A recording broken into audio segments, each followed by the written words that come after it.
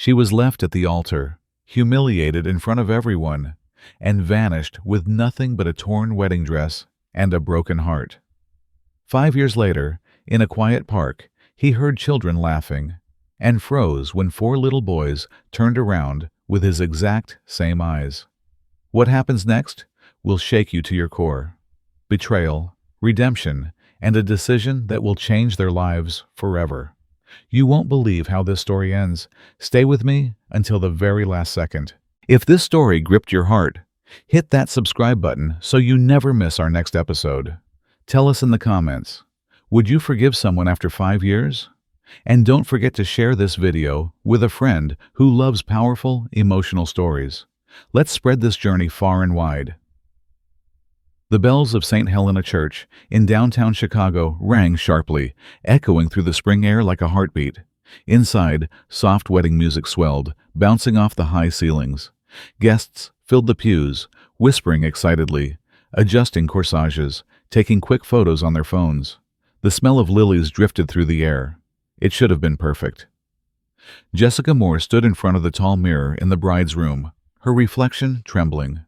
Her hands fumbled with the thin veil, trying to pin it into her hair, but her fingers wouldn't stop shaking. She pressed her lips together, forcing a smile even as her chest felt tight. Sophie Grant, her maid of honor and best friend since college, grabbed Jessica's hand and squeezed hard. "Jess, breathe.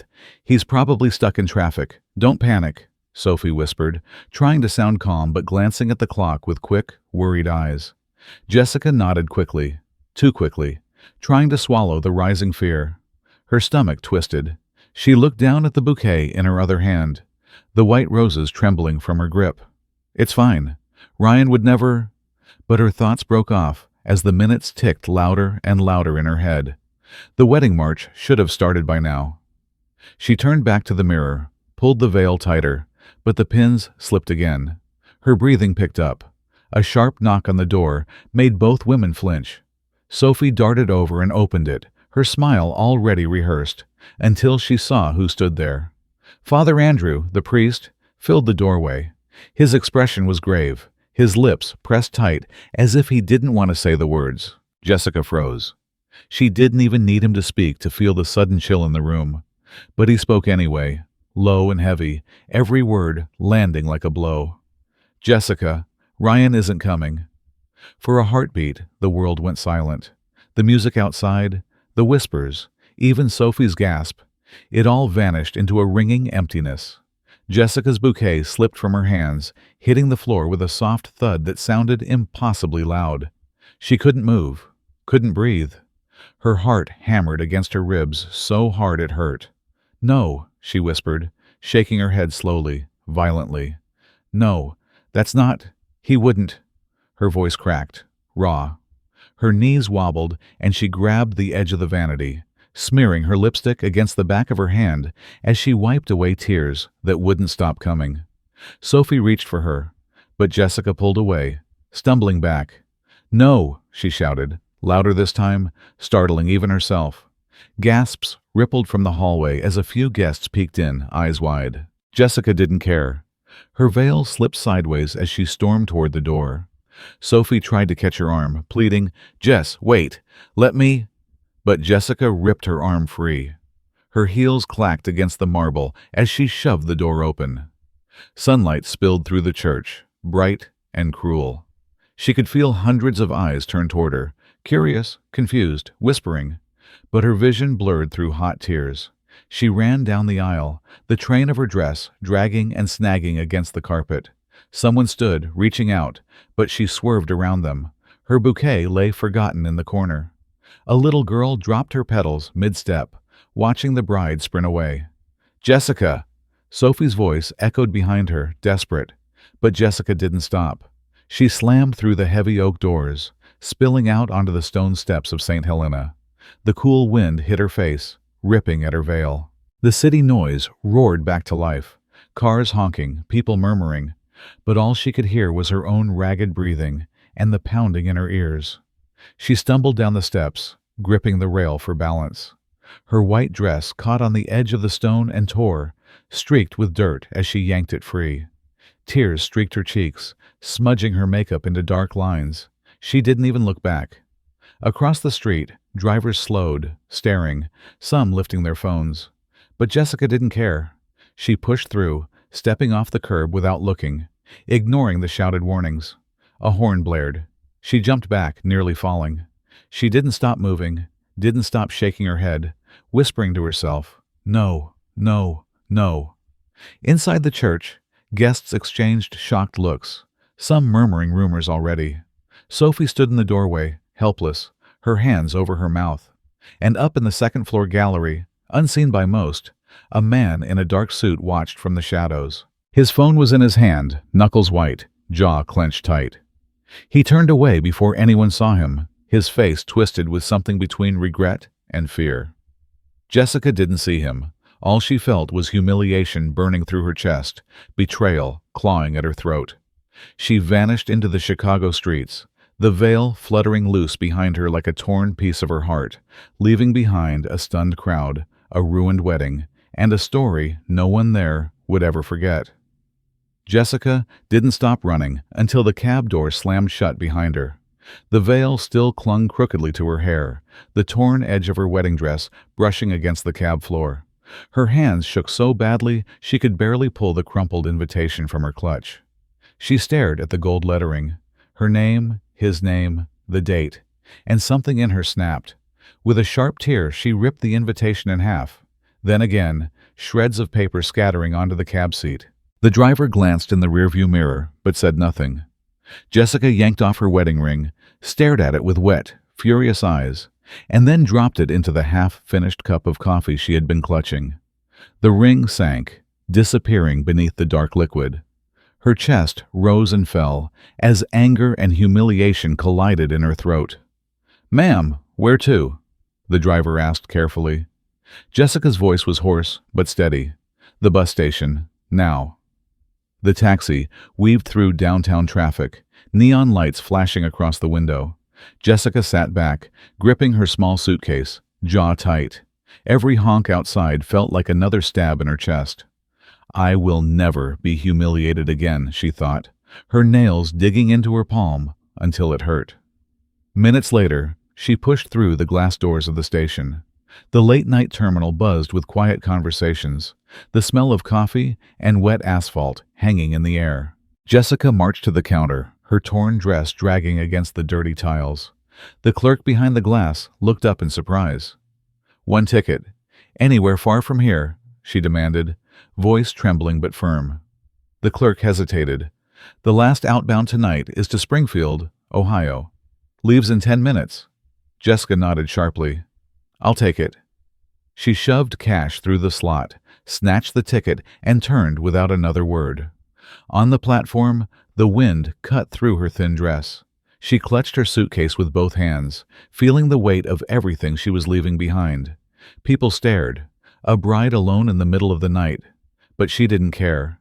When the bus headlights appeared, she took a shaky breath and climbed aboard, ignoring the curious looks of other passengers. Inside, she slid into a seat by the window. The driver closed the door, the engine roared to life, and the bus pulled away from the station. Jessica pressed her forehead against the cold glass. Chicago's lights blurred into streaks as the city faded behind her. Rain began to fall, tapping softly on the window. Jessica's reflection stared back at her, smudged makeup, red eyes, but a spark of defiance burning through the pain. She whispered to herself, almost like a vow, "I will never be humiliated again." Hours later, the bus slowed into Springfield, Ohio. The streets were quiet, wet from the late-night drizzle. Jessica stepped off, gripping her suitcase tighter than ever. She walked 2 blocks to a narrow building with a flickering sign and paid cash for a room without asking questions. The door shut behind her with a dull click. She set the suitcase down and stood in the middle of the tiny room, chest rising and falling. The wallpaper peeled at the edges, the bed was small, but it was hers, her own beginning. Jessica wiped her face with both hands, breathing hard. She looked out the rain-streaked window, toward the dark sky, a fire of determination igniting behind her tired eyes. This was not the end. This was the moment she chose to fight back. to rewrite her story. And as the night settled over Springfield, one thought kept her awake. I'm not done. My life starts here. The next few weeks in Springfield passed in a blur of late shifts and sleepless nights. Jessica poured herself into work at a small roadside diner just off Main Street. She wiped tables, carried trays, and refilled coffee cups with a practiced smile, keeping her head down and her heart guarded. But on a warm evening, as the sun dipped behind the parking lot, everything changed. Jessica balanced a heavy tray of burgers and sodas, weaving between tables. The bell above the door jingled as new customers came in. She pasted on her polite smile, but a sudden, sharp cramp struck her abdomen. She gasped, stopping mid-step. The tray rattled in her hands. "No, please, not now," she whispered, setting the tray down on the nearest counter. Her breath hitched. She clutched her stomach with both hands, pain and panic flashing in her eyes. Ignoring the curious looks of customers, Jessica pushed through the swinging kitchen doors, nearly colliding with another waitress. "Bathroom," she muttered, voice strained, and hurried down the narrow hall. Inside the restroom, she locked the door, leaning hard against the sink. Her reflection stared back, pale, damp with sweat. She gripped the porcelain edge, willing her breathing to slow. But then the thought she had been trying to ignore for weeks clawed its way forward. She had been late. Her body felt different. She couldn't deny it any longer. Her trembling hands dug through her purse until she found the small pharmacy bag she had bought that morning, tucked deep in the lining. She tore open the package and stared at the pregnancy test, her heart hammering so hard she thought it might burst. The seconds dragged as she waited. She clutched the edge of the sink, whispering under her breath, "Please, no, not now." When she looked down, her breath caught. Two bright pink lines stared back at her. She froze. Her knees weakened, and she slid back against the wall until she was sitting on the cold tile floor. The test clattered onto the ground beside her. Tears blurred her vision as she covered her mouth with both hands, muffling a sob. Her mind raced, memories of that horrible day in Chicago flashing before her eyes. Betrayal, humiliation, and now this? "No, I can't," she whispered, shaking her head as tears rolled down her cheeks. Her chest tightened with fear. She had nothing, no support, no family nearby. She pressed a hand to her abdomen, feeling the tremor in her own body. The next morning, after a night of restless pacing, she sat in a clinic's waiting room, clutching her paperwork. A nurse called her name, and she followed into a bright exam room. She explained everything in a rush, voice breaking, hands twisting in her lap. The doctor, a kind woman in her 40s, listened carefully, then smiled gently and moved the ultrasound wand across Jessica's stomach. The screen flickered to life. The room went silent, except for the rhythmic hum of the machine. Jessica stared at the grainy images, confused. The doctor's smile grew wider. "Jessica, congratulations, you're pregnant." Jessica's breath hitched. She already knew. But then the doctor's eyes softened, her tone calm and measured as she added, "And it's not just one. You're carrying 4. For a second, Jessica thought she had misheard. "4?" Her voice cracked. "4 little boys," the doctor said, pointing gently at the screen. "They all look healthy. It's rare, but it's happening." Jessica's world tilted. Her hands shot to her stomach, pressing down as if she could feel them already. A sob escaped her lips, raw and uncontrollable. She shook her head, laughing and crying at the same time. 4? Oh my God! How? How will I do this? The doctor squeezed her shoulder. "You'll find a way. Mothers always do." Jessica nodded through tears, covering her mouth with one hand, the other never leaving her belly. Fear clawed at her, but under it burned something stronger. Love, fierce and protective. "I'll protect you," she whispered, her voice shaking, but steady with conviction. "All of you. I don't care what it takes." She walked out of the clinic hours later, into the bright afternoon sun. The wind brushed against her face, and though her steps were unsteady, her resolve was iron. Jessica Moore, the woman left in ruins at the altar, now carried 4 new reasons to fight, and she would fight with everything she had. Jessica's life turned into a blur of constant motion, a relentless rhythm of survival that began before dawn and ended long after midnight. Every day she pulled on her apron at the diner for the morning shift, her swollen hands gripping trays of steaming coffee and plates piled with eggs and pancakes. She moved fast, dodging between tables, smiling through exhaustion, because every tip counted. By mid-afternoon, she ran, literally ran, to her second job at a small bakery 2 blocks away, tying her hair back as she pushed through the back door. There she scrubbed pans, wiped counters, stacked boxes of bread until her arms ached. Her fingers, red and cracked from hot water and soap, throbbed with every movement. But she didn't stop. Hours later, when most people went home to rest, Jessica trudged back to the tiny apartment she rented above a closed-down thrift store. It smelled faintly of old wood and baby powder. She kicked off her shoes at the door, dropped her purse, and immediately bent over the crib where 4 tiny infants waited. Lucas stirred first, his little fists waving in the air. Jessica scooped him up, whispering, "Shh, Mommy's here." Noah whimpered next, and she balanced him against her shoulder, humming softly. Caleb and Evan followed, hungry cries filling the cramped room. She moved with practiced speed, warming bottles, changing diapers on the worn couch, rocking one with her foot while burping another.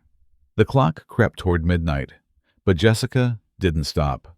The floor was littered with empty formula containers, stacks of bills, and folded towels. Her muscles burned, but when one of the babies let out a happy giggle, something inside her melted. She smiled, brushing back her damp hair with her wrist.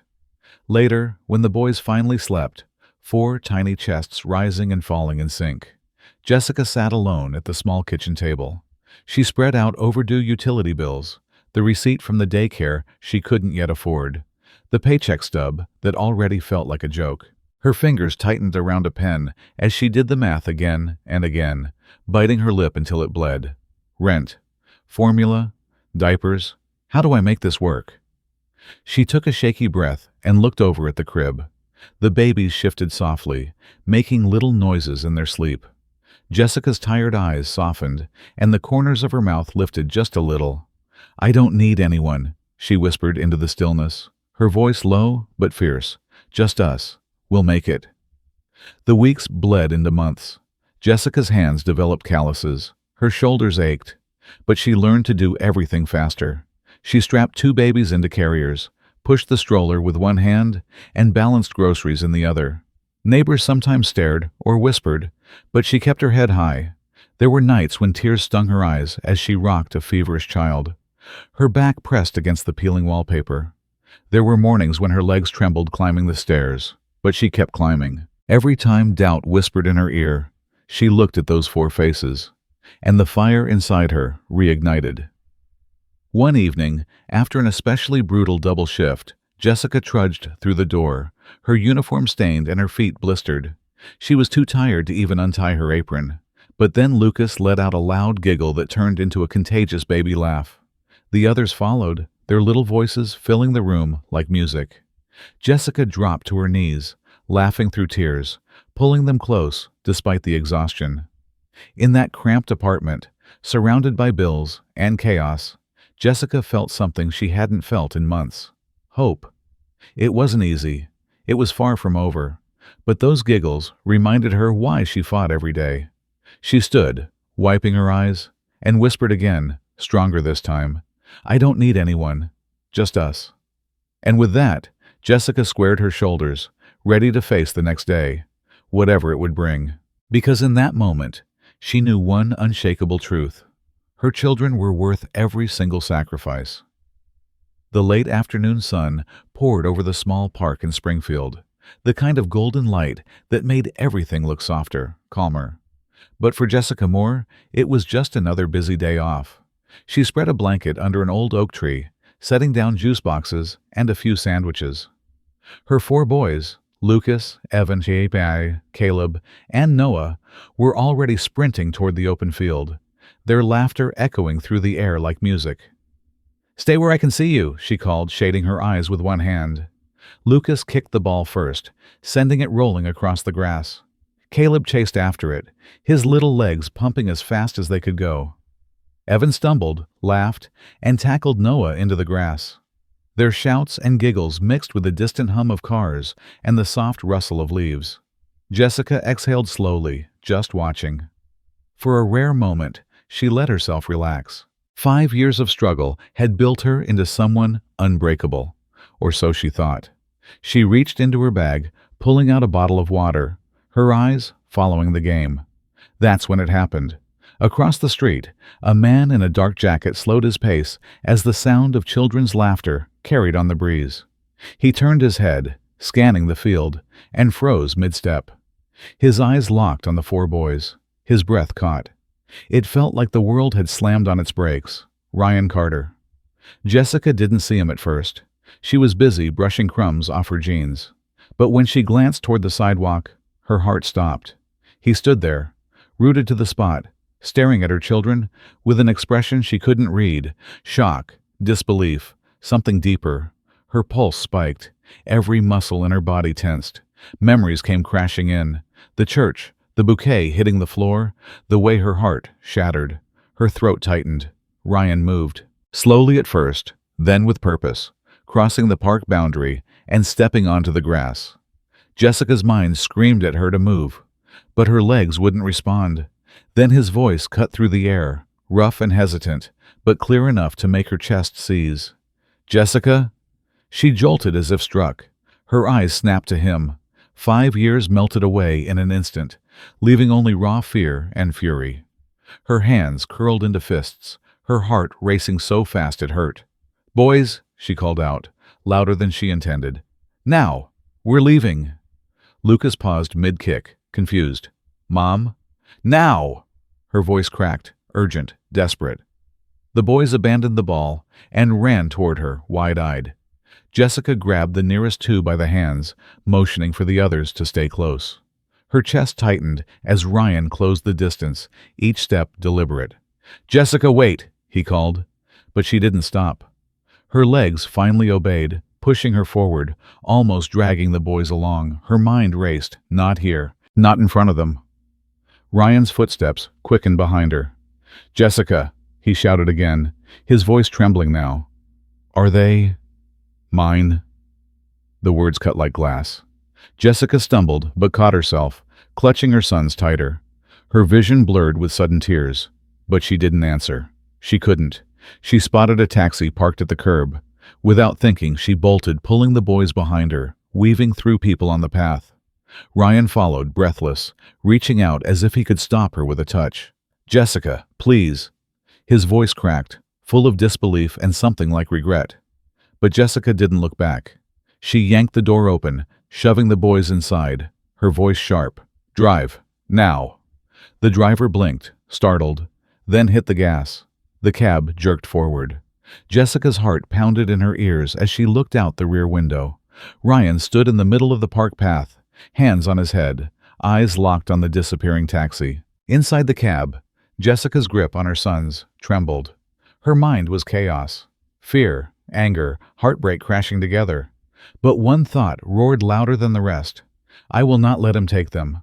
Not now. Not ever." The taxi sped away, leaving Ryan Carter behind, in the sunlight, frozen, staring, as Jessica's world spiraled into a storm she had prayed would never come. The pounding on the door came just after dusk, sharp and deliberate, shaking Jessica out of a rare moment of quiet. She froze in the middle of the living room, her boys' laughter still echoing faintly from the back bedroom, where they were playing with blocks. Her heart dropped. She knew exactly who it was. Through the thin curtain she saw his silhouette, broad shoulders, hands clenched at his sides, head tilted as if debating what to say. Her stomach tightened.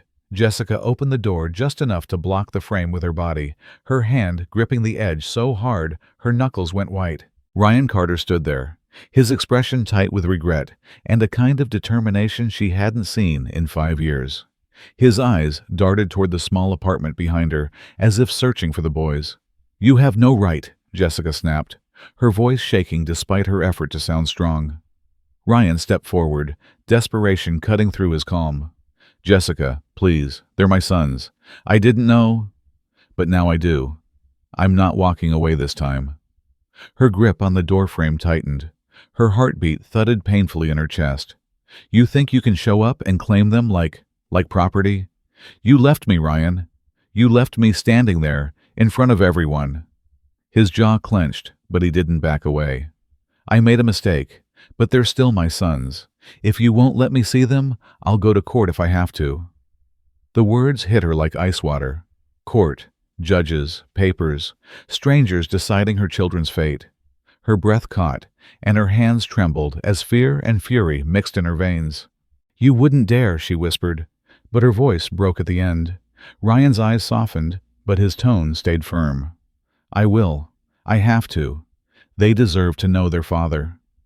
Jessica's vision blurred with tears, but she slammed the door before he could say more. She leaned against it, sliding down to the floor as her chest heaved. The boys were still laughing in their room, unaware that their entire world had just been threatened. Her shaking hands fumbled for her phone. She scrolled through contacts, pressing one number with trembling fingers. Amelia, she whispered when the call connected, her voice raw. I need you. Now. Amelia Brooks didn't ask questions. I'll be there in 20 minutes, she replied, steady and calm. Jessica wiped her face, inhaled sharply, and forced herself to stand. She tucked the phone into her pocket and walked toward the boys' room, pausing at the doorframe to watch them. Lucas was building a tower, Evan giggling beside him, Caleb and Noah arguing softly over which block to use. For a moment, all she felt was pure love, and the fire to protect them ignited stronger than ever. By the time Amelia arrived, Jessica had cleared the table, set out every document she owned, birth certificates, medical records, rent receipts. Amelia walked in, hair pulled back, eyes sharp. Tell me everything, she said, sliding into a chair. Jessica poured it all out, the park, the chase, the confrontation. Amelia listened, flipping open a legal pad, jotting notes with quick strokes. The intensity in her eyes made Jessica's chest loosen just slightly. He's threatening court, Jessica said finally, her voice cracking. Amelia's pen stopped. She looked up, steady and fierce. Then we fight. We build a case so strong they'll never question who's been there every single day. Jessica's hands clenched together on the table. Can we win? Amelia nodded without hesitation. He won't take them from you, Jessica. Not after what you've done for them. Not after all these years. The words hit like a lifeline. Jessica exhaled shakily, wiping away another tear. For the first time since the knock on the door, she felt something other than fear, resolve. Amelia began gathering papers into folders, outlining what they'd need next. Photos, testimonies from neighbors, proof of every sacrifice Jessica had made. Jessica nodded through every instruction, writing notes in the margins. Her exhaustion faded into something sharper, harder. As Amelia zipped up her briefcase and stood to leave, Jessica followed her to the door. Outside, the night air was cool and heavy, but Jessica felt steady. When the door closed, Jessica turned back toward the small apartment, her heart still pounding, but her mind clear. She looked toward the boys' room again, whispering into the stillness, with a voice full of steel. He won't take you from me. Not now, not ever. And with that, Jessica gathered the scattered documents on the table, her eyes burning with a new kind of fire, ready for the battle ahead. The courthouse buzzed with tension, a packed room heavy with whispers and anticipation. The wooden benches were filled, neighbors, strangers, even a few reporters drawn in by the strange story of a man who left his bride at the altar only to reappear 5 years later, demanding rights to 4 children. Jessica sat stiffly at the plaintiff's table, her hands gripping each other so tightly her knuckles turned pale. Across the aisle, Ryan Carter sat with his attorney, eyes locked forward, his jaw tight. The bailiff's voice cut through the low murmur. All rise. Jessica stood, her knees threatening to buckle, but she held her head high. The judge entered, took his seat, and signaled for the proceedings to begin. Ryan's attorney was first. Your Honor, my client is here today not to destroy a family but to be part of one. He made mistakes, yes, but he has the right to know his children. Ryan stood slowly, his chair scraping against the floor. He faced the judge, his voice unsteady, but loud enough for the entire room. "I made a terrible mistake," he said, each word landing like a stone. "I let fear and pressure control me. I broke her heart. But those boys, they're my sons. I can't change the past, but I want to fix what I can." Gasps and murmurs rippled through the courtroom. Jessica's throat tightened. She looked at Ryan for just a second, memories flooding back. Then she snapped her gaze away, furious tears burning her eyes. When it was her turn, Jessica stood, gripping the edge of the table to keep from shaking. Her voice wavered, but carried a sharp edge. "I raised them alone," she said, staring directly at Ryan. "Through every sleepless night, every hospital visit, every bill I didn't know how to pay. He wasn't there. He doesn't know what it cost me to keep them safe." She choked on the last word and swiped at her cheeks. But her eyes stayed locked on the man who had shattered her life once before. The room went quiet, everyone hanging on her words, the weight of her pain filling the air. The judge cleared his throat. "Does the defense have further evidence?" Ryan's attorney exchanged a glance with someone at the back of the room.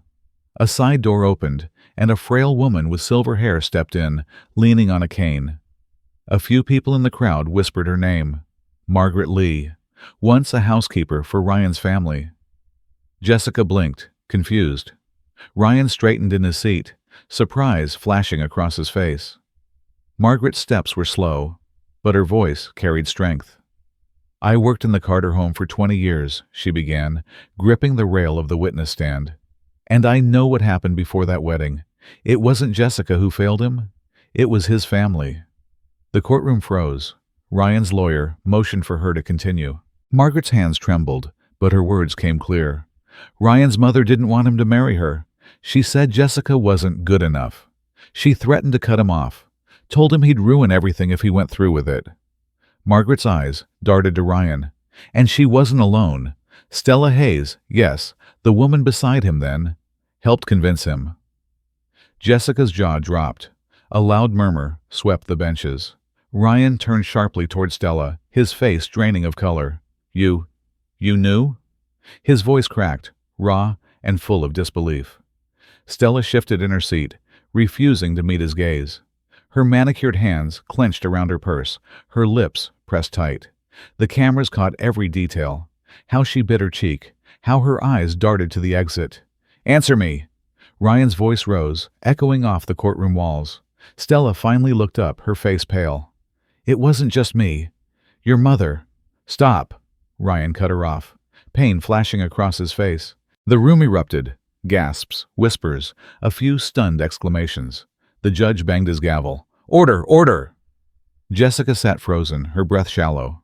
The truth she had suspected for years now blazed in the open for everyone to see. The man who left her, the man now begging for a place in their lives, had been manipulated, yet the wound in her heart still burned. Ryan slumped back in his chair, running both hands through his hair, eyes shut tight. Across from him, Jessica clenched her fists, torn between anger and a strange, unwanted sympathy. The judge looked from one side to the other, his brow furrowed. "This changes a great deal. We will take a short recess." The gavel struck. The crowd erupted again as Jessica sank back into her seat, her mind spinning. She could feel her heartbeat in her ears. Ryan stared at the table in front of him, shattered. And Stella. Stella turned her face away, unable to hide the tension that gripped her. The battle was far from over, but in that moment, the truth had cracked open, and nothing in that courtroom would ever be the same. Weeks after the courtroom exploded with secrets, something unexpected began to happen. Ryan didn't vanish. He showed up, not with demands or legal papers this time, but with a soccer ball under his arm and a nervous smile on his face. Jessica opened the door cautiously that first afternoon, arms folded, heart guarded. The boys peeked around her legs, eyes wide with curiosity.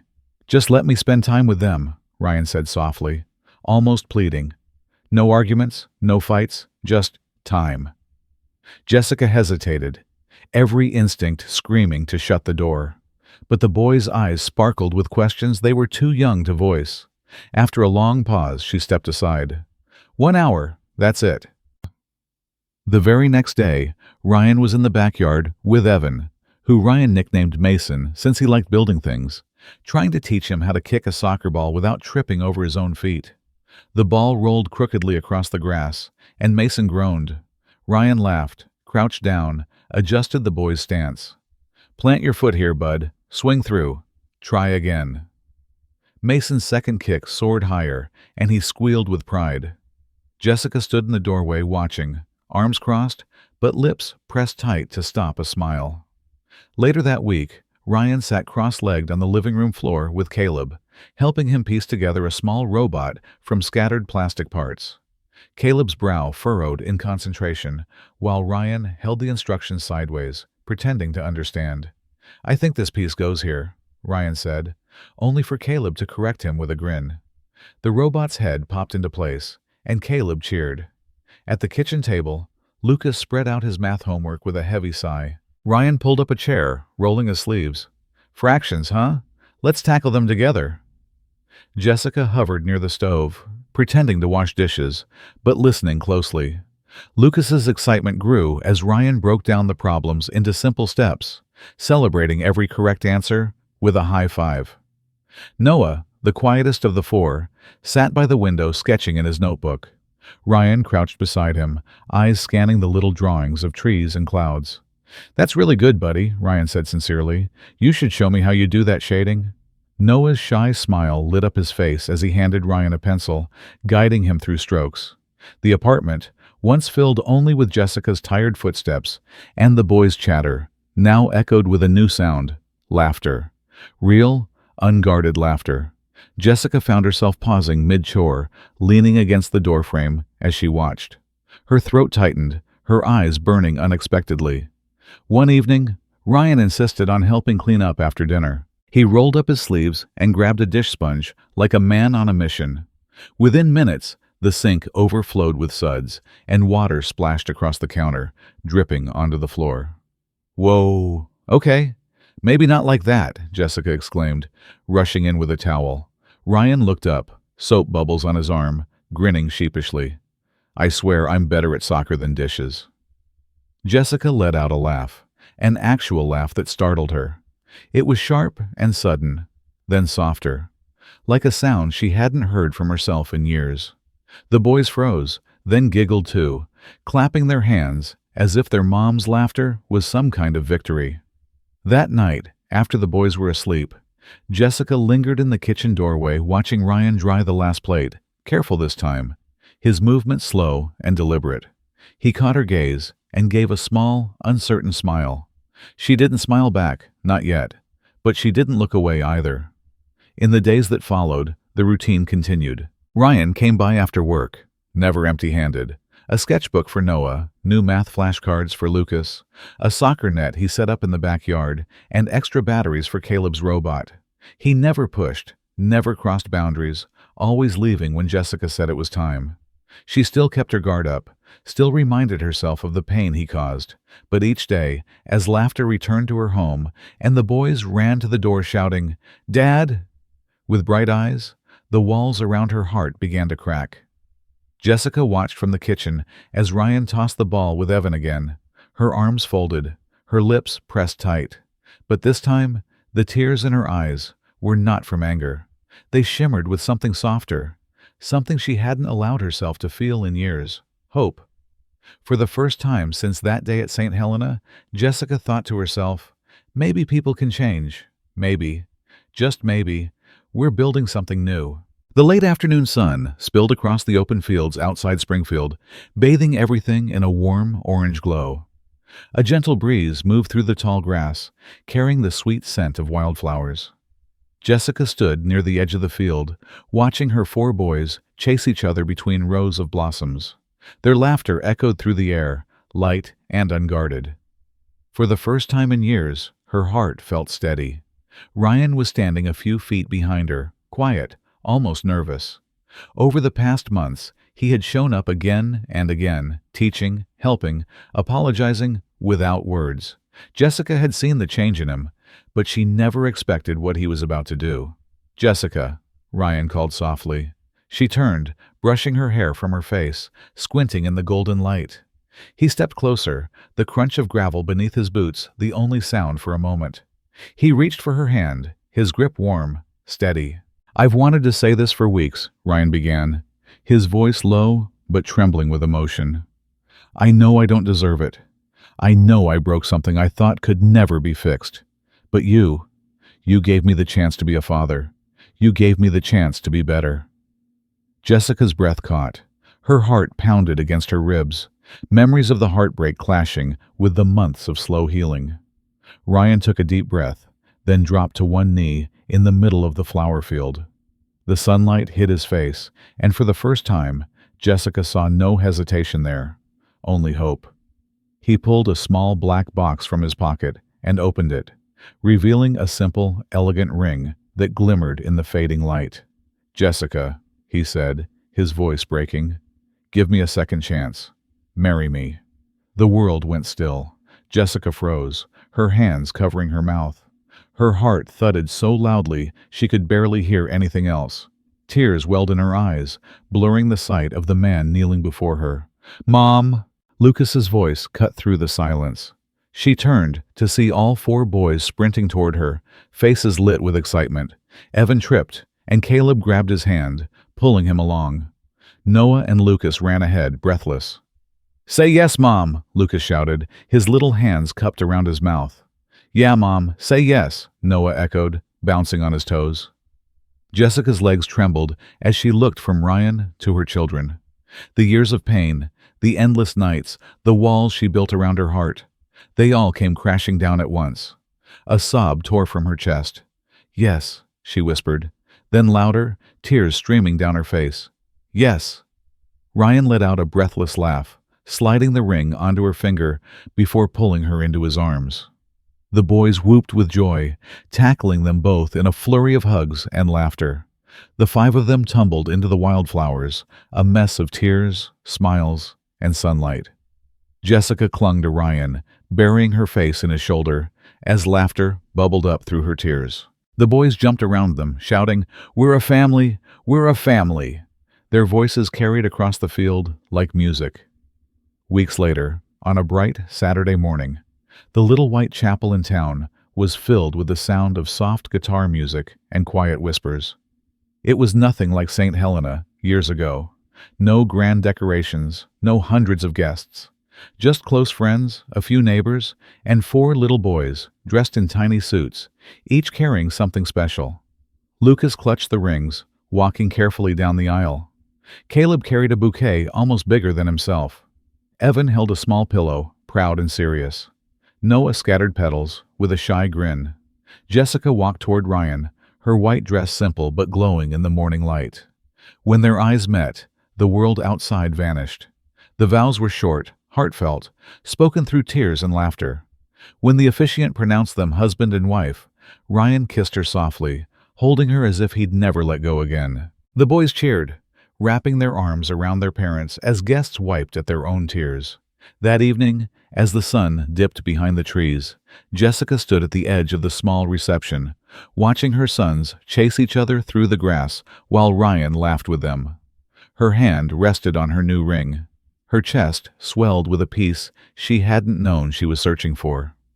"We finally found home," she thought, her lips curving into a smile as the laughter of her family echoed into the night. Sometimes life takes us through seasons of heartbreak and unimaginable challenges, but those moments often reveal our greatest strength. Jessica's journey shows us that even when you are left alone to pick up the pieces, resilience and love can build something far more powerful than what was lost. Being a single parent, working endless hours, and protecting her children taught her that family is not just about who is there at the beginning. It's about who chooses to stay and fight with you until the end. Forgiveness does not erase the past, but it opens the door for healing and new beginnings. If you've ever felt abandoned or underestimated, remember this: your worth is not defined by someone else's choice, but by how you rise after the fall. What do you think about second chances in love and family? Share your thoughts below, and don't forget to hit subscribe for more powerful stories that inspire and uplift.